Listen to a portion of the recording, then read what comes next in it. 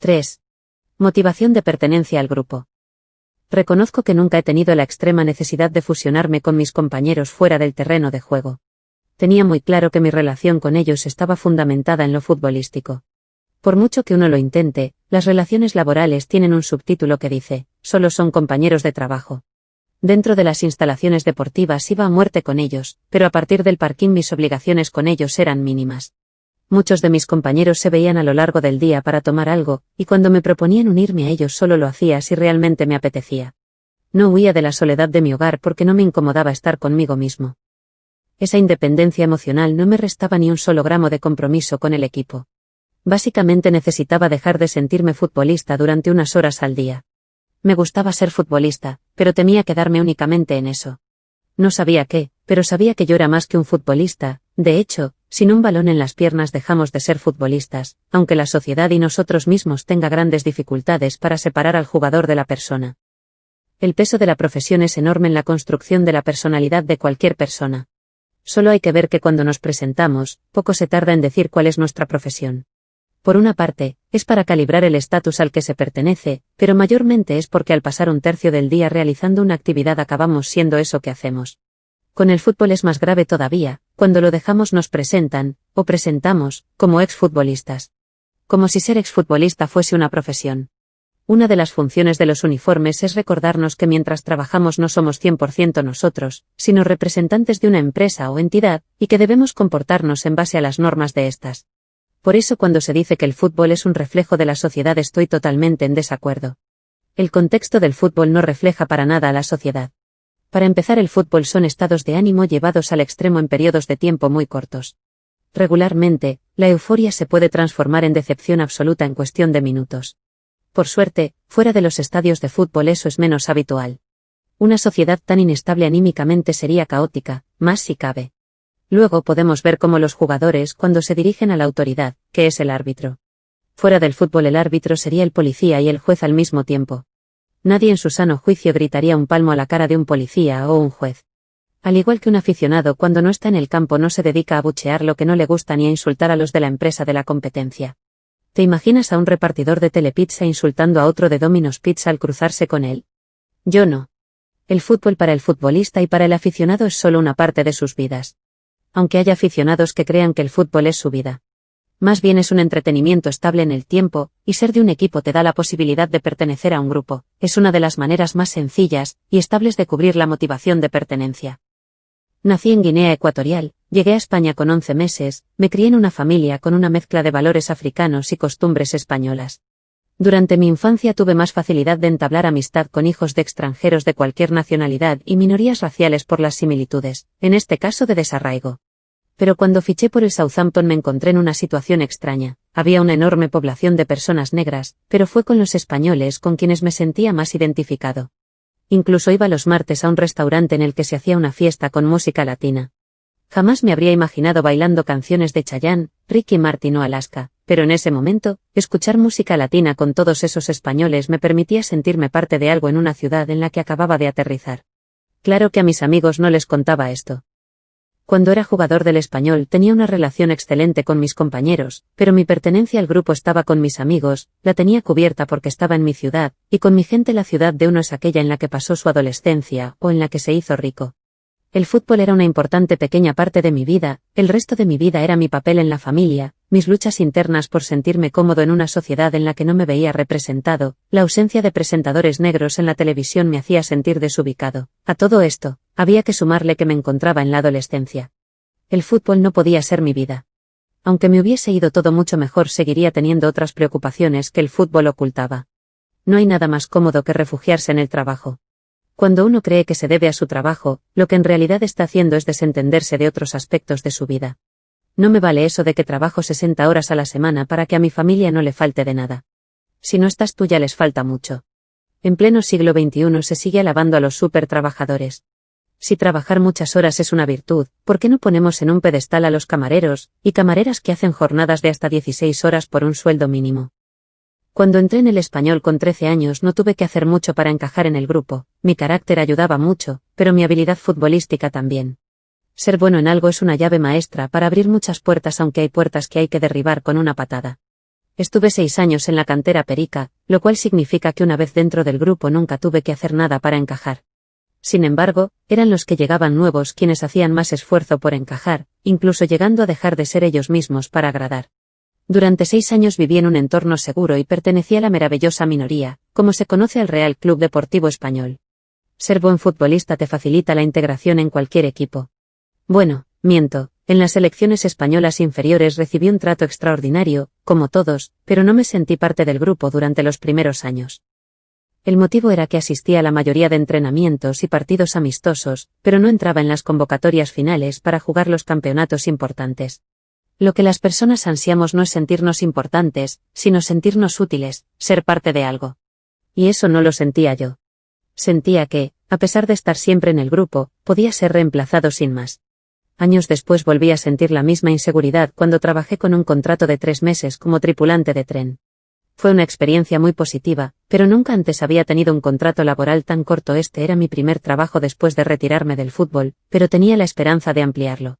Pero mis nuevos compañeros, sin mala fe, me advirtieron que en verano era habitual el aumento de este tipo de contratos porque era temporada alta. Aún así, tenía la esperanza de poder ampliar el contrato una vez finalizado el periodo de 3 meses. Por desgracia no me lo ampliaron. Pero no fue hasta 2 semanas antes de la finalización cuando sentí que mi compromiso bajaba unos puntos. Ahora me toca buscar otro trabajo, ¿qué habré hecho mal? Ese tipo de pensamientos se hacían hueco en mi jornada laboral, provocando por momentos un descenso en mi nivel de entusiasmo. Me había entregado en cuerpo y alma a mis tareas, tenía el entusiasmo de un parado ante su primer contrato después de años, pero al ver cómo otros compañeros ya sabían que renovaban me desilusionó. Me sentí fuera de lugar porque inevitablemente me veía fuera. Exactamente como me encontré en la mayoría de equipos en los que jugué. Después de Southampton estuve en 6 equipos, no renové en ninguno de ellos, por lo que os podéis imaginar cómo me sentía a un mes de acabar la temporada, como un pez fuera del agua. Trabajaba para ellos, pero ya sabía que no formaba parte de ellos. Aprendes a vivir con eso. Por suerte, el sentimiento de pertenencia es tan grande y necesario durante la temporada, que consigues desarrollar todas tus capacidades de manera comprometida. No ocurre así si eres uno de los jugadores que juega poco o nunca está convocado. Comparten vestuario, pero muchas veces, no se sienten parte del grupo, y eso da lástima. Incluso en el fútbol base veía a compañeros desconectados del grupo porque apenas jugaban. Estas dudas provocaban que el sentimiento de pertenencia lo tuviesen en niveles bajos. Por eso siempre le di importancia a mi relación con mi círculo de amistades, que eran independientes a mi rendimiento deportivo. En Southampton hice amistad con 4 jugadores. Una relación de necesidad. Teníamos algo en común, no éramos ingleses. Ninguno de nosotros iba a tomar cervezas con el núcleo fuerte del vestuario, no nos invitaban. Solo cuando nos encontrábamos en la discoteca nos agregaban al grupo para que disfrutáramos del privilegio que suponía ser futbolistas de primera división, sala VIP, atención. En el momento no caí, pero ni en el Hércules ni en Southampton asistí a alguna cena de equipo porque nadie me invitó. Recuerdo que en el Hércules se montó una cena no oficial, pero no fui. Sin embargo, en Southampton nunca nadie me avisó. Ni siquiera sabía que existían. Fue 16 años más tarde cuando, leyendo una entrevista a uno de los capitanes de esa época, Klaus Lundekvan, en el diario inglés The Guardian, en la que decía que se inició en el alcohol y las drogas en el Southampton. Según él, cada día se juntaban a beber cervezas muchos compañeros. A mí nadie me invitó. No me lo tomo mal, es más, lo agradezco. Pero choca con mi forma de ser porque soy el tipo de persona que no deja que los recién llegados se sientan desatendidos. Cuando llegaban les ayudaba en todo lo que podía, y cuando se valían por sí mismos, daba un paso al lado y los dejaba volar solos. Los introducía en el grupo y daba por finalizada mi labor. De alguna manera me autoadjudicaba la figura del presidente del comité de bienvenida. Aún era demasiado joven para ser mentor de nadie, aunque no pude evitarlo en muchos momentos. Este capítulo es bastante confuso, porque estoy hablando de una motivación que parece que yo siempre he tenido apagada. Mira, soy escritor. Soy extremadamente social, pero adoro estar solo. Pero esto no me impide que entienda que las personas tengamos la motivación de pertenecer a algún grupo. Lo vemos en la sociedad, especialmente en el mundo de la moda. Cualquiera que quiere pasar desapercibido tiene que seguir la moda mayoritaria. Así de sencillo. Con la misma intención que los soldados en la guerra. Son camaleónicos. Adoptan todas las modas y se mezclan entre la gente, pero no se dan cuenta de que dejan de ser un poco ellos mismos. Asumo que, para poder socializar de manera justa, debemos dejar una parte de nosotros en casa y darle importancia a los demás. En una relación sana, nadie está por encima de nadie. El ser humano es un animal social, por mucho que lo intentemos evitar. No somos como los perros, que pueden ser separados de sus padres y hermanos y no pasa nada, aunque lo de los vientres de alquiler se asemeja mucho a esto. Siempre tendremos alguna similitud con el prójimo. Son más las cosas que nos unen que las que nos separan. Depende de uno mismo detectar los puntos de unión, aunque las mentes débiles se centran en las diferencias, por ejemplo, los racistas. Esto lo aprendí fuertemente cuando fui padre. Cada vez que voy al parque con mi hijo sé que tengo algo en común con los otros padres o madres: dormir poco, las rabietas, la pelea para irnos del parque, el cansancio, la satisfacción de ver a nuestros hijos disfrutar, empujar el columpio mientras miramos el móvil, el papá mira. En definitiva, la paternidad. Y sé que a cualquier lugar al que asista, podré encontrar puntos en común con los asistentes por muy diferentes que nos veamos en apariencia. Hubo una época, justo después de dejar el fútbol, en la que me aficioné a asistir a conferencias, charlas y presentaciones. Recuerdo una con especial cariño, fue en el Instituto de Estudios Norteamericanos de Barcelona. Situado en la Vía Augusta, en la zona alta de Barcelona. El evento era un homenaje a la vida de Pau Casals. Me enteré de dicho acto leyendo la sección de actividades culturales de La Vanguardia, que llegaba cada mañana al colegio donde trabajaba. Después de una excursión escolar a la casa museo de Pau Casals en Calafell quedé cautivado, así que decidí asistir. Eran las 19 horas y el público asistente debía tener una media de 50 años. Yo era con diferencia el más joven, 30, y el más negro. Disfruté de cada palabra del acto. El conductor del acto era presentador de TV3. Se le notaban las tablas. Había conexión entre presentador y asistentes. El momento cumbre llegó cuando una mujer de unos 25 años, anunciada en el póster, interpretó la novena sinfonía de Bach con un violonchelo. Sin duda, una de mis piezas favoritas después de ver a Pau Casals interpretándola en la ONU. No pude evitar las lágrimas al recordar a mi tía Rosa fallecida unos años antes. No fui el único que lloró, pero cada cual tenía sus motivos. Imagino que muchas de las personas que allí se encontraban recordaban su juventud durante el franquismo. Pau Casals vivió exiliado desde 1939 a 1973 del régimen de Franco. A pesar de las diferencias, en la sala todos teníamos algo en común: la admiración por Pau Casals. De vuelta a la moda, aunque huyas de ella, te acaba atrapando, porque, a no ser que te hagas tu propia ropa, seguirás alguna moda. Aún así, lo más probable es que acabes vistiendo con pantalones hechos con retales que parecen sacos. Lo cual te hará formar parte de una legión de alternativos que se alejan de la sociedad para acabar viviendo en otra sociedad. Bingo, una mucho más homogénea de la que huyen. De vuelta al fútbol, ese gran elemento socializador. Este 2019 he vivido el final de la temporada de Primera División siguiendo al Real Club Deportivo Español como comentarista en la cadena SER Cataluña. Ha sido un año apoteósico.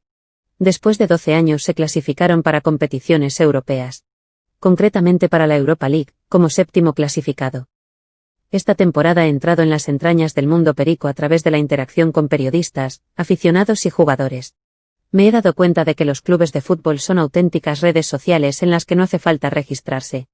Algunos van al estadio cada semana, otros cuando pueden, otros nunca, pero todos tienen algo en común: el amor a unos colores. Cualquier grada de fútbol es una muestra clara de la necesidad de pertenencia a un grupo. El motivo de este párrafo es una fotografía en particular. En esta aparecía un grupo de aficionados al Real Club Deportivo Español posando en el césped invadido una vez corroborada la clasificación del Español en el último partido de Liga contra la Real Sociedad. Esa misma foto se repetía en cada rincón del estadio con diferentes personajes. La particularidad de esta foto es que conozco a 3 de las 5 personas que posaban. Uno es comunista declarado, otro de derechas más bien moderado. Me hizo gracia la foto porque en redes sociales, cuando se trata de política, chocan continuamente, pero cuando se trata del Real Club Deportivo Español, cada uno con sus preferencias y opiniones, no dudan en animar a ir al estadio juntos. Por muy alejados que estemos en muchos aspectos de la vida, las personas necesitamos dejar nuestras diferencias a un costado para hacer fuerza en un frente en común. En este caso, animar a un equipo de fútbol. Parece algo evidente, pero durante mi etapa como jugador de la primera plantilla del Southampton FC fueron más las veces en las que deseé la derrota que la victoria.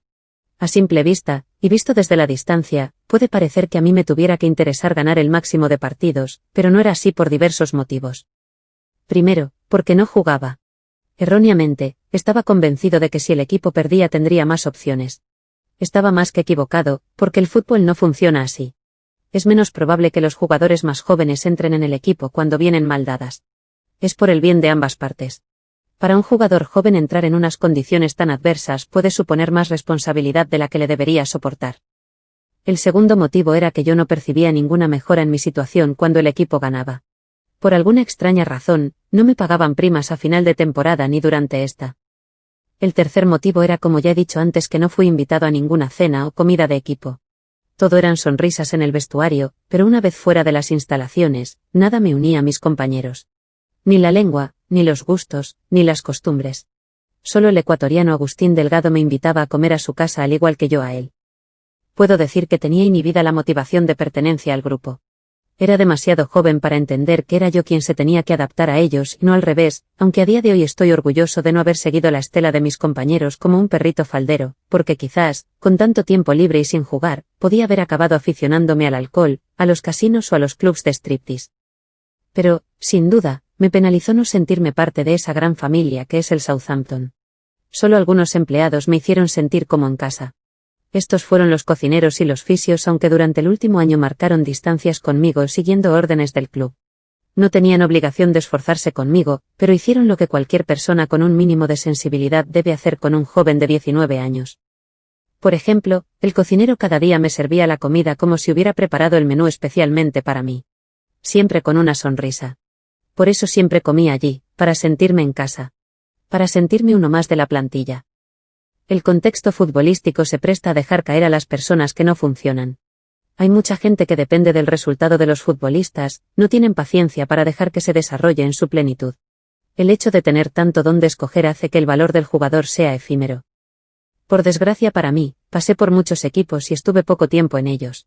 Siempre tuve la sensación de estar de paso en busca de un futuro mejor donde explotar mis condiciones futbolísticas. Pero, sin duda, el problema fue más mío que de ellos.